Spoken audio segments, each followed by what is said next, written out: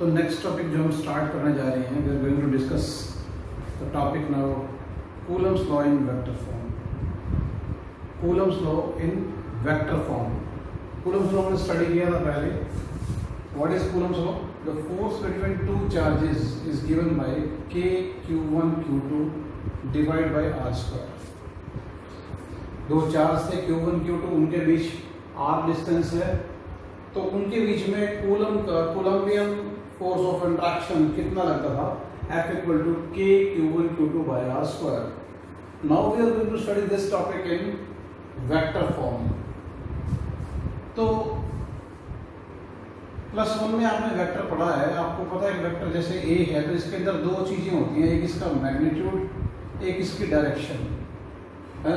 यानी अगर ये जो डायरेक्शन है ये यूनिट वेक्टर से रिप्रेजेंट करते हैं, इसकी न्यूमेरिकल वैल्यू इसकी 1 होती है। और अगर मुझे यूनिट वेक्टर निकालना हो तो अगर किसी भी वेक्टर को उसी के मैग्नीट्यूड से डिवाइड कर दें तो यूनिट वेक्टर मिल जाता है। ये हमने +1 में स्टडी किया था। नहीं किया, अगर मान लो मिस है आपका, तो you can see here easily. एक वेक्टर है A, उसमें दो बातें हैं, एक उसका मैग्नीट्यूड है, जैसे थोड़ा सा बता देता हूँ आपको। A bus is traveling with a speed of 70 km/h towards north। तो 70 क्या है? मैग्नीट्यूड है। km/h क्या है? यूनिट है। टुवर्ड्स नॉर्थ मतलब डायरेक्शन है। तो ये इसका मैग्नीट्यूड है, ये इसकी डायरेक्शन है, ये एक वेक्टर है। ओके, अगर ये जो डायरेक्शन है इसको यूनिट वेक्टर से शो करते हैं, इसके ऊपर ये कैप लगा के इसको रिप्रेजेंट करते हैं, और इसकी वैल्यू कितनी होती है? Numerical value 1। ओके, जैसे x में, x एक्सिस में कितना होता है? यूनिट वेक्टर कौन होता है? i cap. और y एक्सिस में क्या होता है? j cap. z एक्सिस में क्या होता है? k cap. ओके, तो एक यूनिट वेक्टर अगर कोई भी निकालना हो तो उस वेक्टर को उसी के मैग्नीट्यूड से आप डिवाइड कर दो तो आपको यूनिट वेक्टर मिल जाता है। ये बात हमें क्लियर है। तो ये कॉन्सेप्ट हम यूज करके Coulomb's law in vector form derive करने जा रहे हैं। तो देखो F is equal to, let us से हमारे पास क्या है? k q1 q2 divide by r square. अगर मैं इसको 1 से मल्टीप्लाई कर दूं तो कोई फर्क नहीं पड़ेगा। और 1 कोई भी चीज जिसके ऊपर, कोई भी फिजिकल क्वांटिटी जिसके ऊपर कैप हो, A cap, B cap, C cap, D cap, कुछ भी हो उसके ऊपर कैप है तो उसकी न्यूमेरिकल वैल्यू 1 है। तो यहाँ पे इस 1 को मैं रिप्लेस करने जा रहा हूँ k q1 q2 divide by r square into इसको r कैप से। ओके, ये अंडरस्टैंडिंग पॉइंट ऑफ व्यू से है। ओके, r कैप से। अब मुझे अभी पता लगा कि r कैप यानी एक वेक्टर को यूनिट वेक्टर निकालना हो तो उस वेक्टर को उसके मैग्नीट्यूड से डिवाइड कर दो। यानी इस r कैप का मुझे, अगर इसको ऐसे क्या लिख सकते हैं? वेक्टर r डिवाइड बाय इसी का मैग्नीट्यूड। अगर हमें इसको फाइंड करना है तो we can write it as this. तो it will be k q1 q2 divide by r square and in this way we can write as this f। और ध्यान ये रखना कि ये मैग्नीट्यूड है, ये भी क्या है? मैग्नीट्यूड।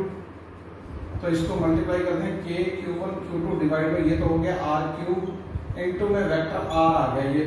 और ये अगर यहाँ जैसे ही वेक्टर आया वहाँ ऐसे वेक्टर यहाँ भी आ जाएगा।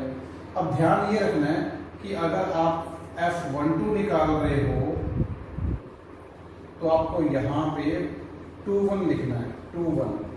ठीक है, यहाँ पे क्यूब आ गया और यहाँ पे ये है Coulomb's law in vector form है। अगर आपने 21 निकालना होगा F21 तो आप क्या लिखते हैं? यहाँ से क्या लिखते हैं आप? k q1 q2 divide by r cube. ये तो सेम है, इनटू में यहाँ पे 21 तो यहाँ क्या आ जाएगा? r12। ओके, अब कई बच्चे सोचते हैं जैसे क्यों हुआ, यहाँ 12 है तो यहाँ भी 12 आना चाहिए, यहाँ 21 है तो यहाँ भी 21 आना चाहिए, लेकिन उल्टा क्यों आ रहा है? चलो कोई बात नहीं, ये भी देख लेते हैं इस कॉन्सेप्ट को। F12 का मतलब क्या है? इसका मतलब है force on first due to second. Okay, और इसका मतलब है force on second due to first. दो बातें हैं ना। देखो, ये चार्ज है q1 और ये चार्ज है q2। इस पे लगाए अगर ये, ओके, फोर्स ऑन फर्स्ट पहले पर दूसरे के द्वारा, force on first due to second, this is F12। कौन लगा रहा है? दूसरा। तो डिस्टेंस कहां से मापोगे? दूसरे से। ठीक है, इसलिए लिया गया क्या? R21, distance of second from first. Clear?